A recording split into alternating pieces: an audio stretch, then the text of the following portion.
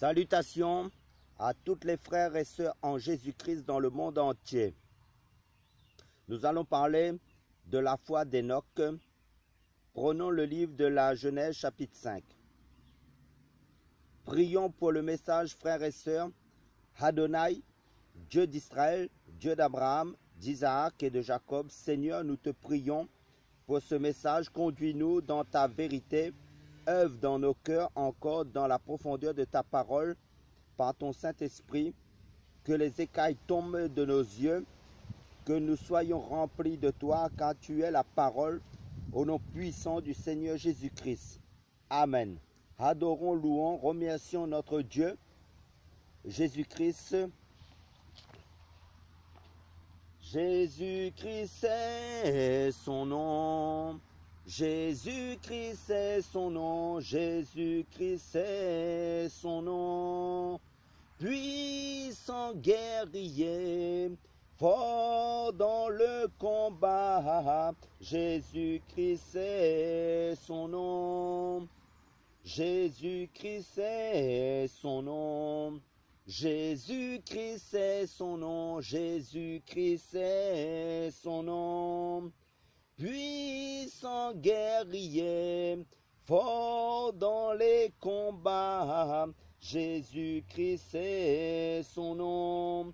Yeshua est son nom. Jésus-Christ c'est son nom. Jésus-Christ c'est son nom. Puissant guerrier, fort dans le combat. Jésus-Christ c'est son nom. Tous les anges louent sa sainteté. L'univers crie sa majesté. Chantons gloire et puissance, force et louange à l'agneau immolé. Les ténèbres ont reculé devant l'œuvre de la croix, devant l'agneau immolé et le sang versé pour moi. Tous les anges louent sa sainteté, l'univers crie sa majesté. Chantons gloire et puissance, force et louange à l'agneau immolé.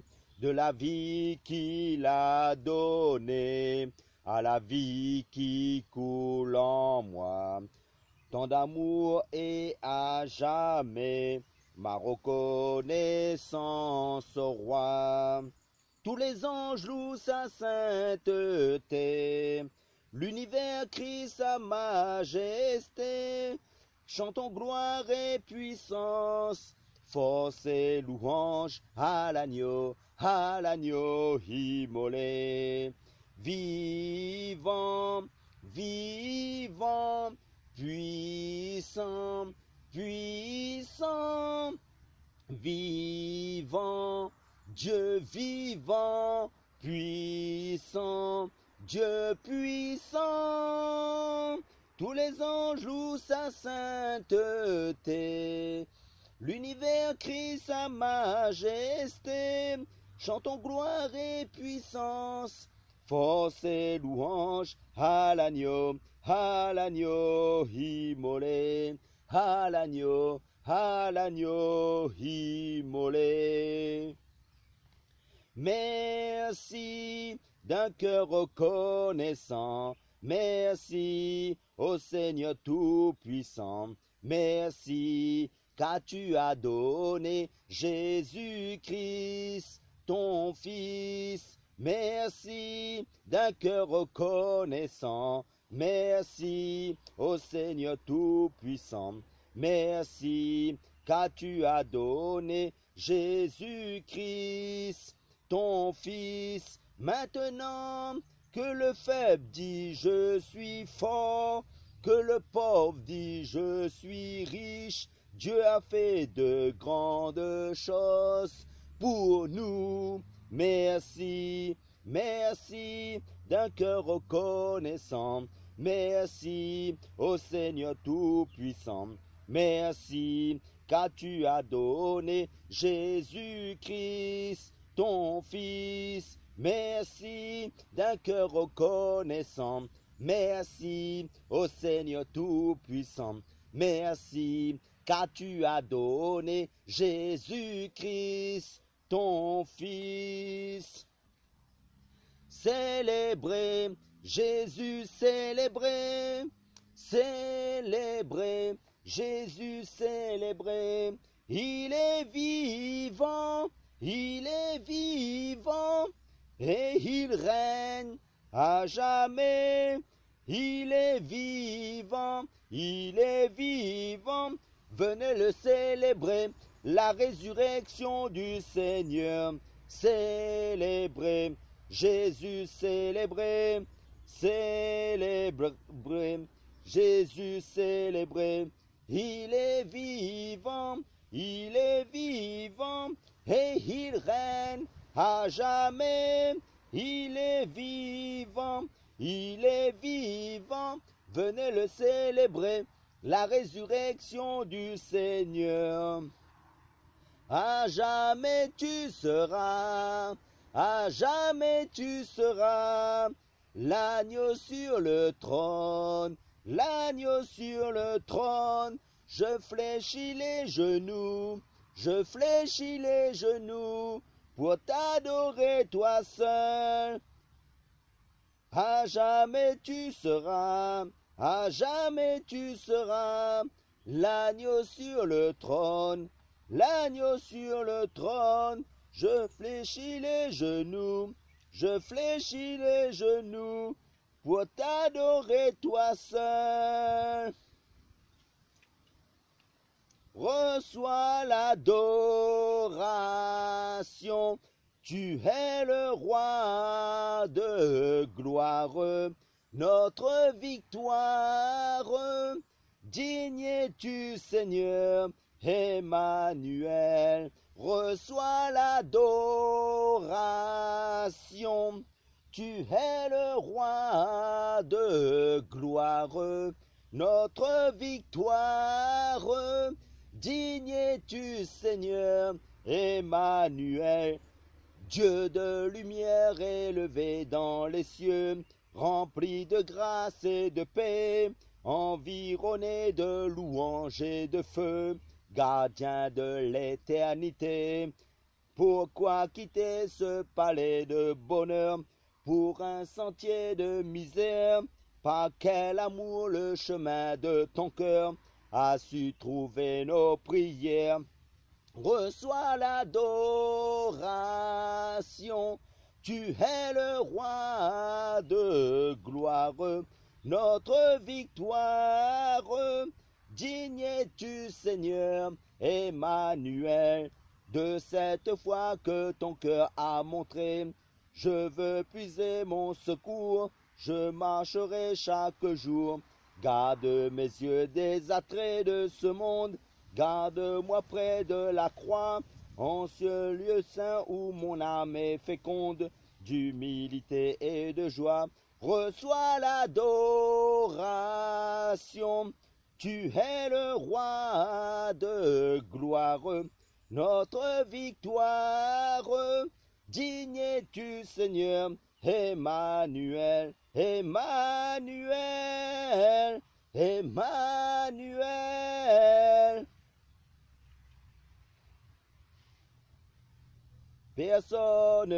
Personne n'est plus grand que notre Dieu. Personne n'est plus grand que notre Dieu. Personne, ce n'est pas par la force et ni par la puissance, mais c'est par le Saint-Esprit. Et nous marchons joyeux, avec Jésus notre berger. Et nous marchons joyeux,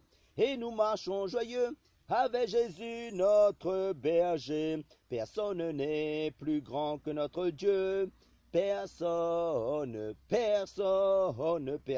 n'est plus grand que notre Dieu. Personne personne. Ce n'est pas par la force et ni par la puissance, mais c'est par le Saint-Esprit. Et nous marchons joyeux, avec Jésus notre berger. Et nous marchons joyeux, avec Jésus notre berger. Dieu veut te sauver, Dieu veut te guérir, Dieu veut te bénir, Dieu veut te remplir, Dieu veut te toucher, Dieu va te changer. Alléluia! Il guérit les malades, il ressuscite les morts, il est puissant pour sauver, il ne change pas. Dieu va faire des miracles, Dieu va faire encore. Alléluia! Il guérit les malades, il ressuscite les morts, il est puissant pour sauver, il ne change pas. Dieu va faire des miracles, Dieu va faire encore. Dieu veut te consoler, Dieu veut te restaurer, Dieu veut te parler, Dieu veut te guérir, Dieu veut te toucher, Dieu veut te bénir, Dieu veut te sauver, Dieu veut te donner la vie éternelle. Alléluia! Il guérit les malades, il ressuscite les morts, il est puissant pour sauver, il ne change pas. Dieu va faire des miracles, Dieu va faire encore. Amen, frères et sœurs. Comme je l'ai dit, prenons le livre de la Genèse, chapitre 5. Le livre de la Genèse, chapitre 5, à partir du verset 18 à 24, nous déclare, et Jéred, ayant vécu 162 ans, engendra Enoch. Et Jéred, après avoir engendré Enoch, vécut 800 ans, et il engendra des fils et des filles. Tous les jours que Jéred vécut furent de 962 ans. Puis il mourut. Et Enoch vécut 65 ans, et engendra Métuséla. Et Enoch, après qu'il eut engendré Métuséla, marcha avec Dieu 300 ans, et engendra des fils et des filles. Tous les jours qu'Enoch vécut furent de 365 ans. Enoch marcha avec Dieu, mais il ne parut plus parce que Dieu le prit. Amen. Enoch, ce nom-là, vient de Shanak, qui veut dire initié. D'accord? Nous savons tous qu'est-ce que c'est que l'initiation, ou encore dédicacé, ou encore consacré. Nous allons prendre un passage dans le livre de 1 Roi, chapitre 8, verset 63. 1 Roi, chapitre 8, verset 63. Qui nous dit, Salomon offrit un sacrifice d'offrande de paix à Yahweh, savoir 22 000 bœufs et 120 000 brebis. Ainsi le roi et tous les enfants d'Israël firent la dédicace de la maison de Yahweh. Amen. On retrouve le mot dédicace ici, ce nom Shanak. Il est question de la consécration du temple à Dieu. En fait, nous allons nous baser sur la foi d'Enoch, de cet homme. Et donc, on ne peut pas parler de la foi sans parler de la consécration, n'est-ce pas? De la dédicace, Enoch qui vient du verbe Shanak, qui signifie initier, dédicacer, consacrer, instruire, établi, donc bien fondé. Nous allons prendre également le livre de Proverbes chapitre 22 verset 6. Qu'est-ce que le livre de Proverbes chapitre 22 verset 6 nous dit? Il est dit, instruis le jeune enfant à l'entrée de sa voie. C'est ce que Dieu nous demande, nous fait faire, et même lorsqu'il sera devenu vieux, il ne s'en détournera pas. Amen. Ça veut dire que instruit le futur ministre dans le chemin qu'il doit suivre. Quand il sera élevé, il tiendra ferme. Il se maintiendra dans l'élévation, d'accord? Parce que quand on est élevé, c'est là qu'on se perd. Quand on est bas, on est humble. Quand l'élévation vient, c'est fini. On n'est plus à l'écoute. Alors Enoch était initié certainement par son père au Seigneur, initié bien sûr au principe du royaume. Vous verrez, au verset 22 de Genèse chapitre 5, on nous dit qu'à l'âge de 65 ans, Enoch va avoir un enfant Métuséla. C'est à la naissance de son enfant qu'Enoch a commencé à marcher avec Dieu. Ça veut dire que les 65 premières années de sa vie, Enoch ne marchait pas avec Dieu. Bien sûr, il menait sa propre vie. Mais à la naissance de son enfant, Enoch va commencer à marcher avec le Seigneur. Donc, à la naissance de son enfant, il s'est passé quelque chose. Cet homme a dû certainement réaliser qu'il avait donné naissance à une personne, qu'il a transmis la vie à un être. Vous savez, à chaque fois que Dieu se révèle à nous, il y a une naissance. Il y a des choses qui s'opèrent en nous. Il y a des choses qui naissent en nous. Donc, la naissance de son enfant était un élément indispensable à la foi d'Enoch. C'est là qu'on nous dit, après la naissance de son enfant, que Enoch a commencé à marcher avec Dieu. C'est là, cet homme, à l'âge de 65 ans, certainement va commencer à marcher commencer à marcher avec le Seigneur. Et on n'a pas dit que c'est Dieu qui marchait avec lui, mais c'est Enoch qui marchait avec Dieu. C'est pas pareil, n'est-ce pas? Lorsqu'un homme marche avec Dieu, ça veut dire que l'homme a décidé de sa propre volonté, de son propre chef, d'abandonner toute sa vie au Seigneur. Donc, ce n'est pas une marche que Dieu lui a imposée. Alléluia! Est-ce que je me fais comprendre?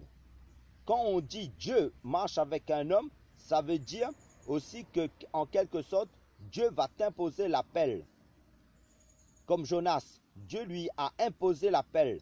Mais là, c'est Enoch qui dira parce qu'il a été initié, parce que la Bible dit, parce qu'il avait foi en Dieu, Enoch en Dieu. Le livre d'Hébreux le dit, on le verra dans un moment. Or, la foi vient de ce qu'on entend. Parce que Enoch a entendu la parole de Dieu, qu'il a décidé de marcher avec Dieu. Et donc, la marche avec Dieu dépend de toi. Alléluia. Cela dépend de nous. Hébreux, le livre d'Hébreux chapitre 11, lisons le verset 5. Hébreux chapitre 11, lisons le verset 5. Par la foi, Enoch fut enlevé pour ne pas voir la mort, et il ne parut plus. Parce que Dieu l'avait enlevé. Car avant qu'il soit enlevé, il avait obtenu le témoignage d'avoir été agréable à Dieu. Nous avons plusieurs informations ici. C'est par la foi qu'Enoch fut enlevé pour ne pas voir la mort. Ok? Vous avez vu dans Genèse chapitre 5, tout le chapitre de Genèse chapitre 5 nous parle du règne de la mort. Genèse chapitre 5 est l'accomplissement de la parole que Dieu avait libérée à Adam et Ève dans Genèse chapitre 1, dans Genèse chapitre 2, lorsqu'il avait dit à l'homme et à la femme, si vous mangez de ce fruit, vous mourrez, certainement. Et nous avons ici, dans ce chapitre, le règne de la mort. Avait commencé à frapper, la prophétie de Dieu a commencé à s'accomplir. Ce même Dieu qui avait dit que l'homme allait mourir à cause de son péché, ce même Dieu a vu un homme qui s'est distingué au milieu de sa génération. Et il a épargné de la malédiction, de la mort. C'est quand même incroyable, frères et sœurs. Pour la première fois dans l'histoire humaine, Dieu va enlever Enoch pour ne pas être frappé de la malédiction que lui-même, Dieu avait libérée. Et quel est l'élément lui-même qui a été utilisé pour que la parole qui est sortie du Seigneur lui-même ne s'accomplisse pas? La foi. La foi. Quel est l'élément que l'ennemi attaque le plus dans la vie chrétienne? La foi. La foi. Dieu savait qu'il allait frapper les hommes de cette époque par le déluge aussi. Et il a épargné son serviteur Enoch. Mais avant qu'il l'enlève, il lui montre justement le jugement de Dieu. Il lui parle de l'avènement du Seigneur. Comment quelqu'un, un homme mortel, frères et sœurs, ait pu se soustraire au jugement de Dieu? Premièrement, qui est la mort. Et deuxièmement, au déluge qui allait frapper les hommes 500 ans après, à peu près. La foi. Enoch avait entendu la parole, pas une parole mélangée, une parole qui va à l'encontre de tout ce que les hommes t'ont enseigné. Une parole qui va à l'encontre de ce que la théologie t'a appris. Une parole qui va à l'encontre de tout ce que ton pasteur depuis 10 ans t'a enseigné. Une parole pure, basée seulement sur le Seigneur Jésus-Christ. Amen, alléluia. Et on nous dit Enoch, le 7e homme après Adam, dans le livre de Jude.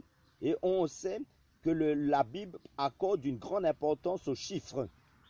Donc, Enoch, le 7e homme après Adam.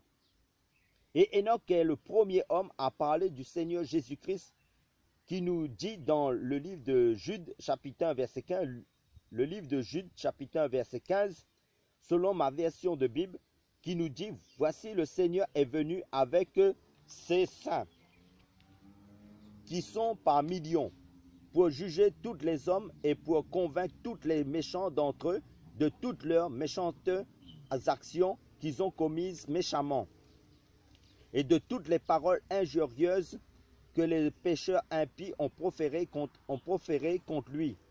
Amen. Donc la foi d'Enoch avait pour bas Jésus. Il a cru à l'enlèvement, voilà pourquoi Dieu l'a enlevé. Et cette foi a produit dans la vie d'Enoch l'initiation. Il avait une intimité avec Dieu, parce que son nom signifie initié. Il était initié à la parole de Dieu. Il avait une intimité avec le Seigneur. Sa vie était dédicacée. Enoch n'a pas vécu selon les hommes de son époque. Il vivait en dehors de son temps, hors du système. Il était consacré, il était instruit, il avait une bonne base. Il était bien établi. Voyez, la foi.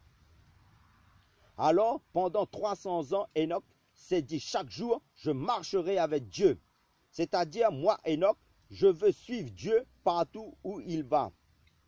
Je dis bien, il y a une différence entre Dieu marche avec l'homme et l'homme marche avec Dieu. Dieu a marché avec Jonas, Jonas fuyait Dieu.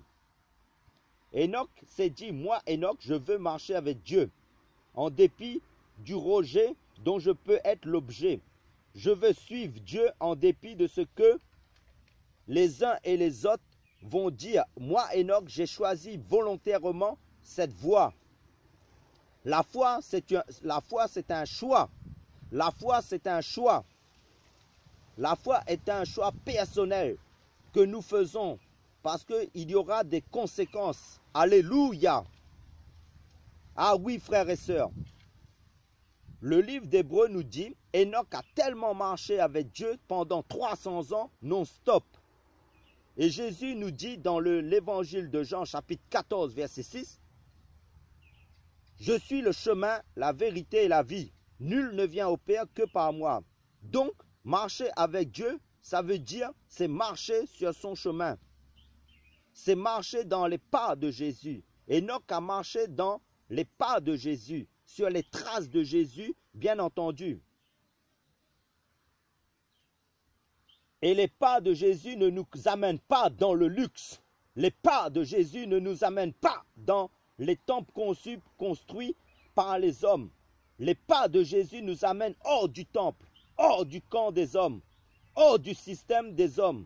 C'est pour cela quand les apôtres, quand ils suivaient Jésus physiquement, Jésus pouvait dire à Pierre, « Arrière de moi, Satan, parce que tes pensées ne sont pas celles de Dieu. » Pourquoi? Parce qu'ils avaient une mauvaise compréhension des choses.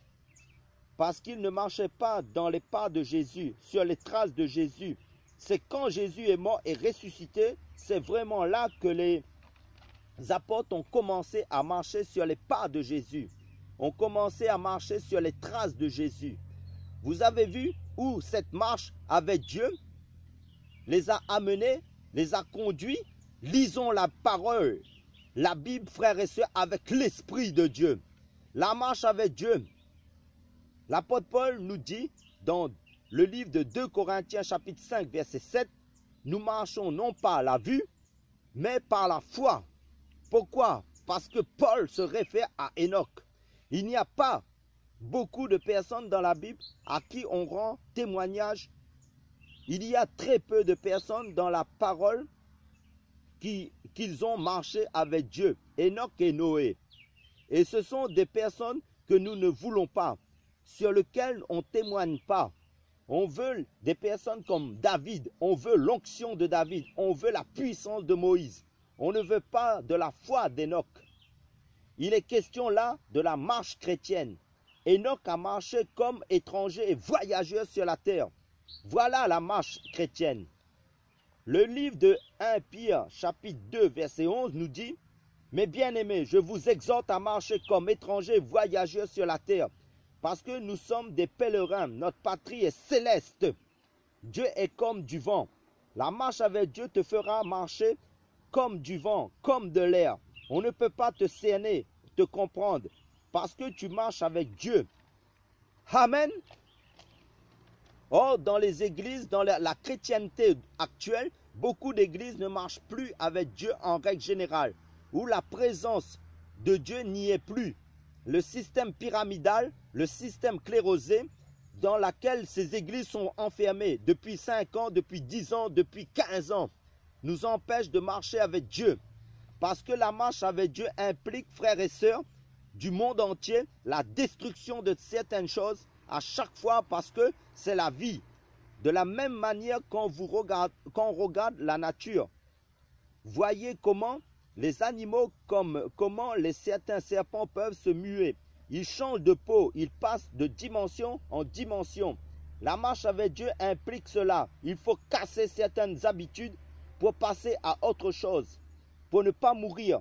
La marche des enfants d'Israël dans le désert avec Dieu, il y avait au moins 33 stations, de station en station. En règle générale, nous, dans les églises de la chrétienté actuelle, nous avons les mêmes habitudes, le même fonctionnement depuis des années. Ce n'est plus la marche avec Dieu, mais la marche selon l'homme, avec l'homme. C'est pour cela que ça tue. Pour ceux et celles qui aspirent à la vie avec Dieu, regardez, merci Saint-Esprit. Regardez comment nous marchons avec la vie terrestre, avec la vie humaine. Nous grandissons, il y a des choses que nous lâchons. Il y a des choses qui tombent d'elles-mêmes. On perd les cheveux, on perd certaines choses. Parce que c'est la vie. Nous marchons avec la vie. Nous sommes pris par le temps, par la vie. Dieu, c'est la même chose. Dieu, c'est pareil. Mais si nous focalisons sur une seule chose et on meurt, Dieu n'est plus. Enoch a été enlevé parce qu'il avait la foi en Dieu. Qu'est-ce que Jésus dit dans l'évangile de Luc chapitre 18 verset 8? Luc chapitre 18 verset 8. Jésus dit: mais quand le Fils de l'homme viendra, trouvera-t-il la foi sur la terre? L'ennemi sait que c'est seulement ceux et celles qui ont la foi qui seront enlevés. C'est pour cela que l'ennemi combat la foi. La foi nous empêche de nous inquiéter pour nos vies. La foi nous empêche d'aller voir les hommes pour exposer nos problèmes. Parce qu'ils ne sont pas capables de résoudre nos problèmes. Parce qu'ils n'ont pas les moyens qu'il faut. Malgré vous croyez qu'ils sont riches, la foi c'est avant tout d'aller devant Dieu premièrement. D'aller vers Dieu pour exposer tes problèmes. Parce que la foi te permet de voir Dieu non avec les yeux physiques, mais de voir Dieu avec les yeux de l'esprit. Donc Dieu devient plus réel que tes amis, que ton pasteur. Or, la foi nous dit, la parole vient de ce qu'on entend. Mais si ce qu'on entend vient de Dieu, de sa parole, cela veut dire si tu n'as pas entendu Dieu, sa parole pure, on ne peut pas avoir la foi. Si tu n'as pas la foi, à la place tu auras une organisation humaine pour avoir de quoi vivre si jamais tu es appelé à plein temps. Le christianisme est basé sur la mort et la résurrection du Seigneur Jésus-Christ, nous dit le livre de 1 Corinthiens chapitre 15. comment voulez-vous croire en quelqu'un qui est soi-disant mort et ressuscité pour vous si vous ne l'avez jamais encore expérimenté? La foi, elle est active, elle n'est pas passive. La foi doit être expérimentée. C'est une expérience avec Dieu. On expérience les choses avec Dieu. Et cette expérience, ces expériences avec Dieu créent en nous la foi. Parce qu'on voit Dieu, parce qu'on entend Dieu avec les yeux de l'esprit. C'est pour cela la Bible dit, Enoch avait reçu le témoignage qu'il était agréable à Dieu. La foi, on a tellement côtoyé les hommes qu'on n'a pas la foi. On a tellement côtoyé les soi-disant pasteurs qu'on n'a pas la foi. Parce que beaucoup n'ont pas la foi en Dieu. Beaucoup sont plus attachés à l'homme qu'à Dieu. Je vous l'assure, dans l'époque que nous vivons actuellement, la foi, c'est cette dépendance totale envers le Seigneur. Je le répète, la foi, c'est cette dépendance totale envers le Seigneur, à Dieu, parce qu'on a reçu un appel authentique de sa part. Et tu te dis, je m'attends à toi, Seigneur, parce que c'est toi qui m'as appelé. Dieu te dit, crée telle chose, et tu le feras, parce qu'il t'a parlé. Tu le fais. Oh Seigneur, aide-nous. Alléluia. Enoch, revenons dans le livre de la Genèse chapitre 5, versets 23 à 24. Genèse chapitre 5, versets 23 à 24. Qui nous dit, toujours, tous les jours qu'Enoch vécut furent de 300 ans. De 365 ans plutôt. Enoch marcha avec Dieu, mais il ne parut plus, parce que Dieu le prit. Oh Seigneur, quel miracle, quelle grâce! Dieu le prit pour ne pas qu'il meure. Dieu le prie parce qu'il est jaloux. Je vous dis, frères et sœurs du monde entier, Dieu est jaloux. Je vous dis, frères encore, frères et sœurs, Dieu c'est un Dieu jaloux. Vous voulez vivre Dieu, demandez-lui la foi. Demandez à Dieu la foi. Beaucoup pensent que parce qu'ils prêchent bien, que Dieu est impressionné. Ou bien encore parce qu'ils gagnent beaucoup d'âmes. Dieu est impressionné. Non, frères, sœurs. Dieu peut gagner les âmes en un clin d'œil, en un claquement de doigts. Tout le monde, comme je l'ai dit, en un clin d'œil. Comme ça, en un instant. Beaucoup pensent parce qu'ils prient beaucoup, Dieu est impressionné. Non, frères et sœurs. Tu peux prier comme le pharisien, jeûner comme il est dit dans l'évangile de Luc chapitre 18, donner la dîme comme beaucoup le croient, encore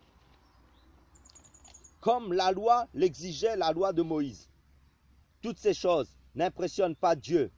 Dieu le Seigneur, notre Maître Jésus-Christ, dans l'évangile de Luc chapitre 7, va admirer la foi du centenier romain, un païen, qui lui dira, ne te donne pas la peine de venir chez moi. Dis seulement un mot et mon serviteur sera guéri. Jésus dit, même en Israël, il n'a pas trouvé une foi aussi grande. Vous voyez, frères et sœurs, une femme cananéenne, maintenant, païenne, Jésus va admirer sa foi. Mais en Israël, ceux qui ont reçu la Torah, ceux qui ont reçu Moïse, Élie, les grands prophètes, n'avaient pas la foi. Vous vous rendez compte, frères et sœurs, il y a dans ta marche chrétienne des éléments qui vont arriver dans ta vie, des choses qui vont intervenir dans ta vie, dans ta marche chrétienne, qui vont arriver, qui vont te toucher dans ta vie chrétienne pour que tu n'aies plus foi.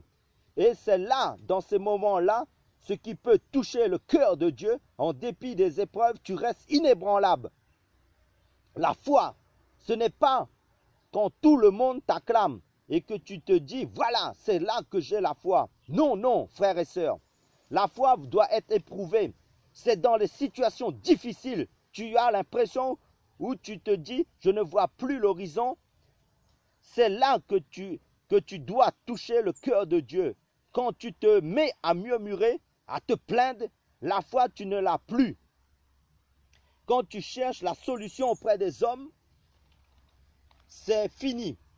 La foi permet au Seigneur et Dieu te voit et se dit comment une personne qui est dans de tels tourments, dans de telles difficultés, dans de telles situations difficiles, et qu'il ne m'a pas encore vu comme les anges me voient dans le ciel, mais continue à croire que moi, Dieu est capable de l'aider. Plutôt que d'aller frapper à toutes les portes. La foi, c'est cette confiance tellement grande que l'on a envers le Seigneur que pendant les persécutions, on ne va pas chercher que nos persécuteurs, nos ennemis meurent. Mais on va plier les genoux et on crie à Dieu pour que Dieu les bénisse.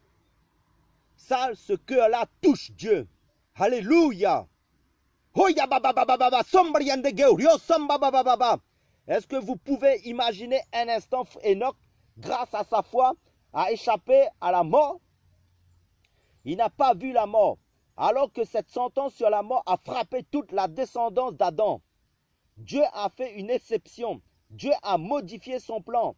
C'est pourquoi Jésus dit, si vous avez la foi un tout petit peu, pas beaucoup, un tout petit peu, comme un grain de sénévé, frères et sœurs, nous avons besoin des hommes, des femmes de foi. Nous avons besoin que Dieu nous remplisse de sa foi de plus en plus. Il y a très peu aujourd'hui des hommes et des femmes de foi. Nos organisations ecclésiastiques, nos organisations pastorales ont remplacé la foi. Les partenaires financiers ont remplacé la foi. Élie,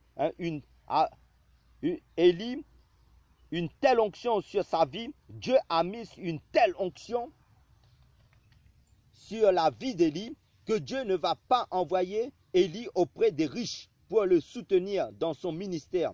Dieu envoie des corbeaux pour le nourrir. Vous vous rendrez compte, frères et sœurs? Ensuite, Dieu l'envoie auprès d'une femme veuve étrangère pour être nourrie. La foi. Comment Dieu peut-il m'envoyer auprès d'une femme qui n'a rien et en plus veuve? Une femme premièrement veuve et deuxièmement étrangère. Voilà la marche avec Dieu. Dieu envoie Élie au torrent de Kérit. Il arrive là-bas, il boit de l'eau, À un moment donné, il n'y avait plus d'eau. Mais quand la marche avec Dieu, c'est une marche de foi, donc on doit à un moment changer de situation, changer de circonstance, changer de temps, changer de méthode. Élie n'est pas resté là comme beaucoup de chrétiens restent là au torrent de Kérit alors qu'il n'y a plus Dieu, il n'y a plus l'eau. Il reste là alors que Dieu n'est plus là, alors que Dieu les attend à Sarepta parce qu'il a changé de saison.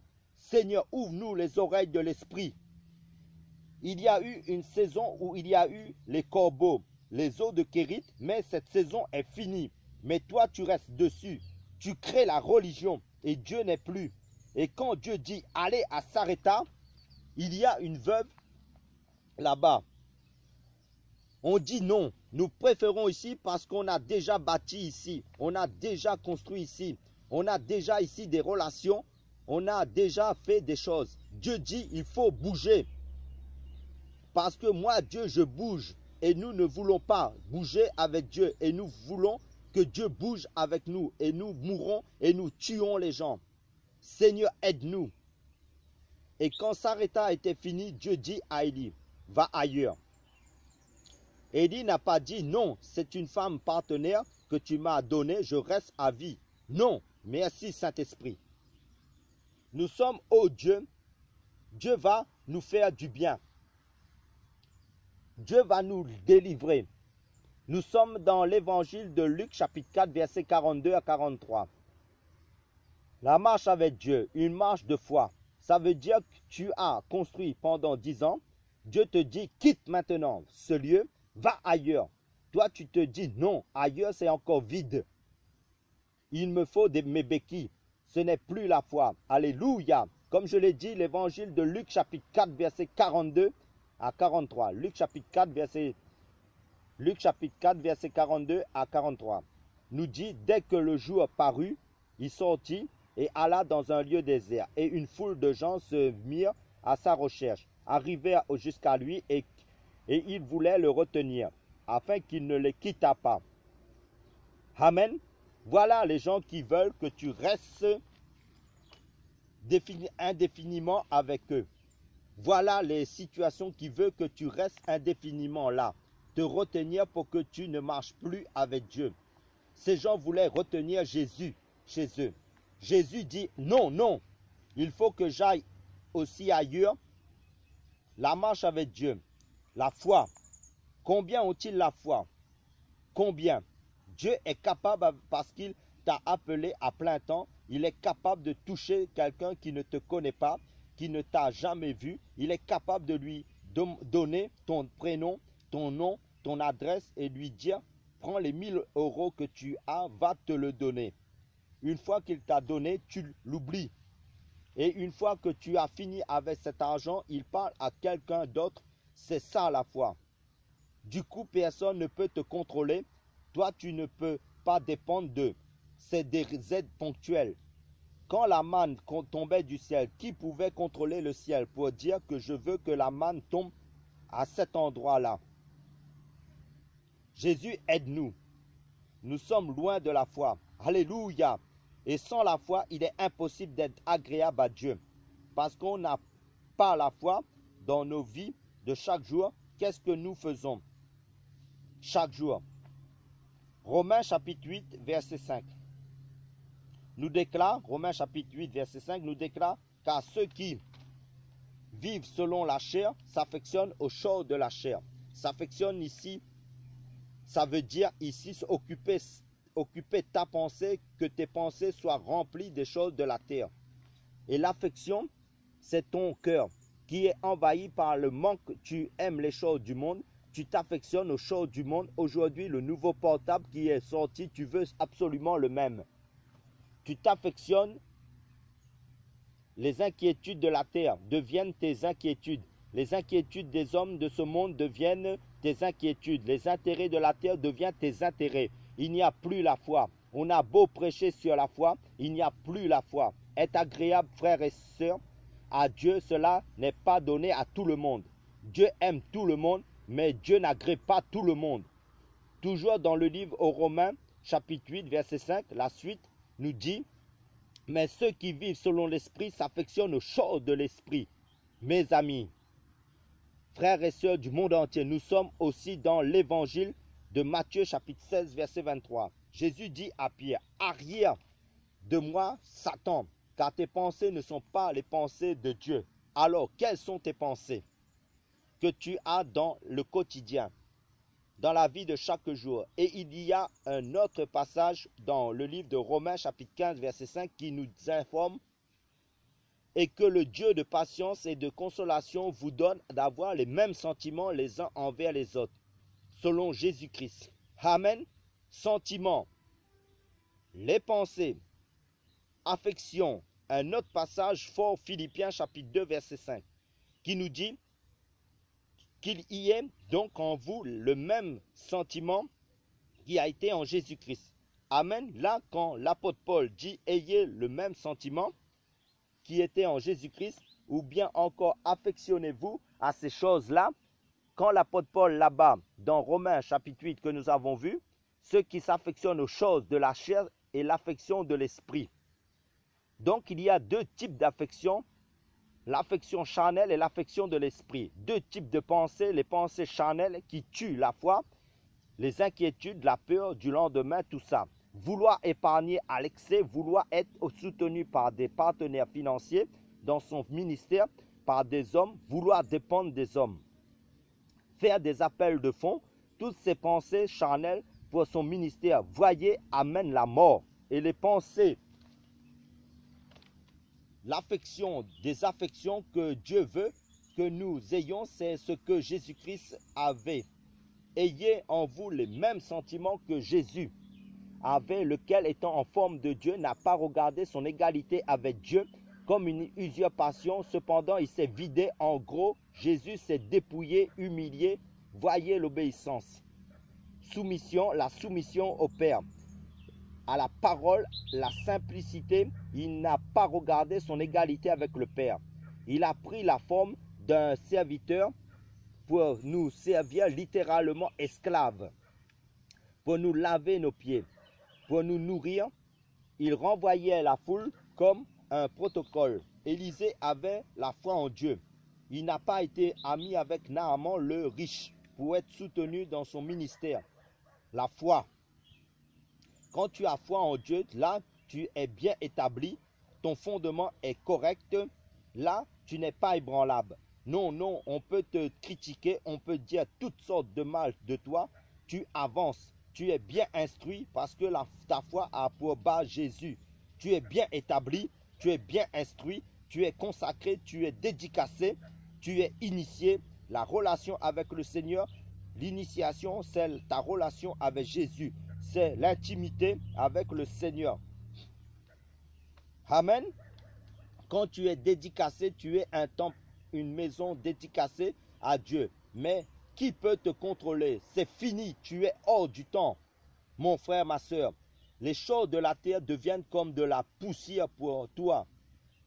Plus rien, le matériel, l'argent, aucun riche ne peut te contrôler de vouloir t'imposer son message. Amen. Tu es hors du temps, mon frère, ma soeur. Tu suis Dieu, tu marches avec Dieu. Tu parles quand on te dit de parler. La foi, tu n'es pas dans le système pastoral. On va se congratuler. Non. On va se caresser dans le sens du poil. On va se glorifier les uns les autres. Tout ça, ce n'est pas ça la vraie communion fraternelle. Non. On crée une organisation religieuse pour être amis avec les pasteurs. Non. Le sang de Jésus suffit largement. Je te reconnais non pas parce que tu es pasteur ou apôtre ou docteur, mais je te reconnais parce que le sang de mon maître Jésus-Christ coule en toi. Amen. Voilà la foi, frères et sœurs. Amen. Dieu bouge. Dieu n'est pas statique. Il faut bouger avec sa parole de vérité éternelle et s'attacher à notre Seigneur Jésus-Christ. Amen. Pour conclure notre message sur la foi, prions, frères et sœurs. Père, dans le nom de Jésus-Christ, nous te bénissons. Nous te rendons des actions de grâce. Merci Seigneur pour ton amour, ta bonté, ta miséricorde, ta fidélité. Merci Seigneur pour l'œuvre de la croix. Merci pour ta vie divine que tu as déposée en chacun de tes enfants en Christ. Ta foi que tu as mis en chacun de nous. Seigneur, bénis mon frère, bénis ma soeur dans le monde entier. Sauve les âmes qui ne sont pas encore converties à ton Fils Jésus-Christ pour le salut des âmes dans le monde entier, car tu as encore des âmes qui ne sont pas encore entrées dans ta bergerie, Seigneur, de grâce. Et tes enfants qui sont déjà en Christ, ceux qui passent par des moments difficiles, qui souffrent, qui sont persécutés, maltraités à cause de ton nom, Seigneur Jésus-Christ, à cause qu'ils témoignent de ton nom, Seigneur Jésus-Christ, qu'ils annoncent l'évangile pur, que leur foi ne défaille pas. Au contraire, que cela augmente de plus en plus jusqu'à la fin.